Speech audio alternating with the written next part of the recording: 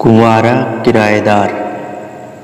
कुंवारे आदमी को नौकरी के बाद सबसे ज़्यादा डर अपने मकान मालिक से लगता है।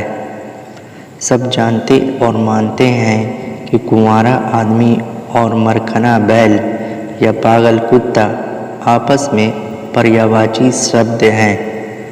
मुझ गरीब का स्थानांतरण अज्ञात स्थल पर केवल इसलिए कर दिया कि कुंवारा था और मेरी जगह पर एक शादीशुदा जोड़े का दाम्पत्य जीवन सुखी किया गया। मुझे अच्छी तरह पता है वे सज्जन अपने दाम्पत्य जीवन से कितने सुखी हैं, मगर क्या करूं, मुझे खिसकना ही पड़ा। नए शहर में मकान ले लेना और आसमान से तारे तोड़कर लाना एक ही बात है। हमारे पूर्वज कितने समझदार थे कि उन्होंने ऐसे आड़े वक्त काम आने के लिए यह मुहावरा बना दिया ताकि कुंवारे आदमी के वक्त ज़रूरत काम आवे। मकान मालिक और किराएदार के संबंधों के बारे में अगर मैं लिखना शुरू करूं तो संभव है सैकड़ों पन्ने भर जाएं और फिर भी दास्तान अधूरी ही रह जाए।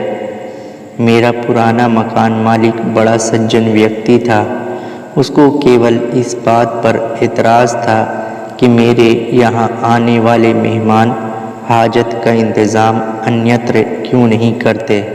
आप विश्वास कीजिए, मैंने अपने सभी रिश्तेदारों को यह बात लिख दी और उसके बाद आज तक मेरे यहाँ कोई मेहमान आने की गुस्ताखी नहीं कर सका।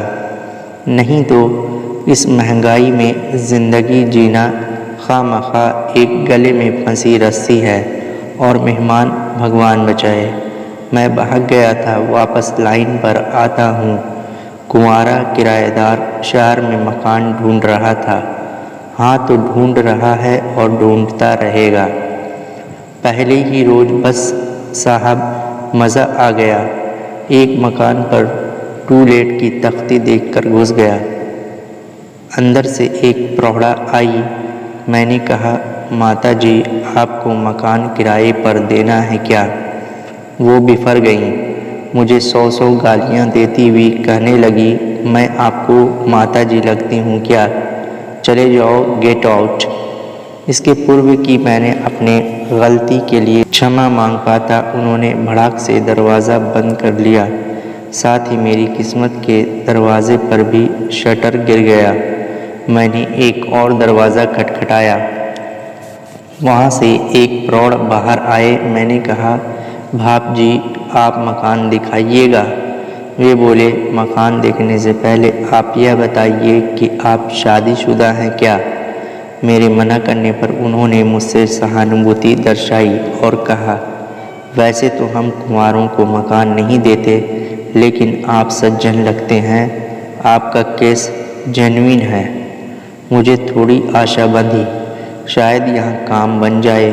उन्होंने कमरा दिखाते हुए कहा, आप इधर चौक में नहीं घूमेंगे, उधर छत पर नहीं जा सकेंगे। खिड़की बंद रखिएगा, रात के 10 बजे तक आ जाइएगा या फिर बाहर सोइएगा। फिर उन्होंने पूछा, आप करते क्या हैं? जी, पढ़ाता और लिखता हूँ। क्या आप कवि हैं? मैं समझ गया, अब शामत आई। मैंने कहा, जी नहीं, केवल पत्रकारिता करता हूँ। वे थोड़े आश्वस्त हुए, मगर अभी उनके चेहरे पर शक की छाया थी। मैंने शक दूर करने के लिए उन्होंने सिगरेट पेश की। मुफ्त की सिगरेट ने अपना कमाल दिखाया। वे बोल उठे, आप लेखक हैं और कुंवारे हैं, अतः आपको 6 माह का किराया अग्रिम देना होगा। मैं किराया देने के लिए तैयार होने लगा, मगर त्रिशंकु की तरह आसमान में ही लटक गया, क्योंकि मकान मालकिन आवाज़ सुनकर बाहर आईं और हमारे फटे में टांग अड़ाने लगीं। हमें अपना मकान किसी घर गृहस्थी वाले को देना है। मेरी अनुनय विनय से वह कुछ पिघली, आपके पास ज़्यादा सामान तो नहीं है? मेरे मना करने पर कहने लगी, पंखा, बिजली की प्रेस, टीवी तो होगा ही। मेरे फिर मना करने पर कहने लगी, तो फिर आपका हमारे लिए क्या उपयोग है? पहले वाले किराएदार के पास गाड़ी, फ्रिज, टीवी सब था। हमारी बेबी तो अक्सर उधर ही रहती थी। बड़े भले थे। अब मुझे शर्म आने लगी थी। मैं इनके और इनकी बेबी के क्या काम आ सकता हूँ? मैं सोचने लगा। अचानक मुझे याद आया, आपकी बेबी तो पढ़ती होगी। हाँ, 3 साल से बीए में पढ़ रही है। बड़ी इंटेलिजेंट है, मगर पता नहीं कैसे हर बार 1-2 नंबर से रह जाती है। तो अगर आप मुनासिब समझें तो मैं बेबी को पढ़ा दिया करूँगा। वे बड़ी खुश हुई। हाँ, मुझे मास्टर की ज़रूरत भी थी। मुफ्त का मास्टर और दुगना किराया पाकर वे लोग बड़े खुश हुए। जंगल की आग की तरह यह खबर कॉलोनी में फैल गई कि एक कुंवारे आदमी को बापा जी ने किराएदार का दर्जा दे दिया है। किसी ने सच ही कहा है, जब सियार की मौत आती है तो वह गांव की ओर भागता है, और अगर किसी कुंवारी की मौत आती है तो वह किसी महानगर की कॉलोनी में मकान लेता है। एक तो लेखक और दूसरे कुंवारा, यानी करेला और नीम चढ़ा। जिधर से भी मैं निकलता खटाखट खिड़कियां बंद हो जाती। आई होल से नयन बाण मेरे ओर फेंके जाते। घर की बड़ी बूढ़ियां अपने बच्चियों को मेरी छाया से भी दूर रहने की सीख देती। गोया मैं कोई छूत की बीमारी का मरीज़ हूँ। शाम को अगर बाहर निकल जाता तो लोग बाग ऐसे देखते जैसे अजायब घर से कोई ख़तरनाक जंतु निकलकर सीधा उन्हीं के यहाँ आ गया हो। मोहल्ले के शोहदे और जवान लड़कियाँ धीरे धीरे मुझे देखकर व्यंग्य मुस्कान फेंकने लगी। शुरू में तो समझ नहीं पाया, मगर एक रोज़ ये शब्द कान में पड़े, भापा जी को मुफ्त का मास्टर और घर जमाई मिल गया लगता है।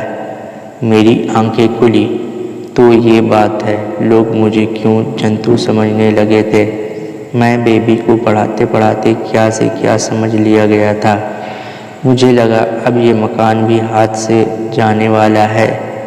दूसरे दिन सवेरे सवेरे मेरे कमरे में पड़ोस से एक देवी जी आईं और कालिदास की रस भरी कविता समझाने का आग्रह करने लगी। मैं बचना चाहता था, लेकिन वे कालिदास के मार्फत पद्माकर और बिहारी पर से होती हुई गिरिजा कुमार माथुर तक गईं। अब मेरी सिट्टी पुट्टी गुम होने लगी थी, क्योंकि अगर इसी गति से प्रगति हुई तो सिर के बाल समाप्त होने में देर नहीं। मैं सोच में पड़ गया। मैंने एक दिन अचानक यूं ही मकान मालिक के कमरे की तरफ का दरवाज़ा खोल ही दिया।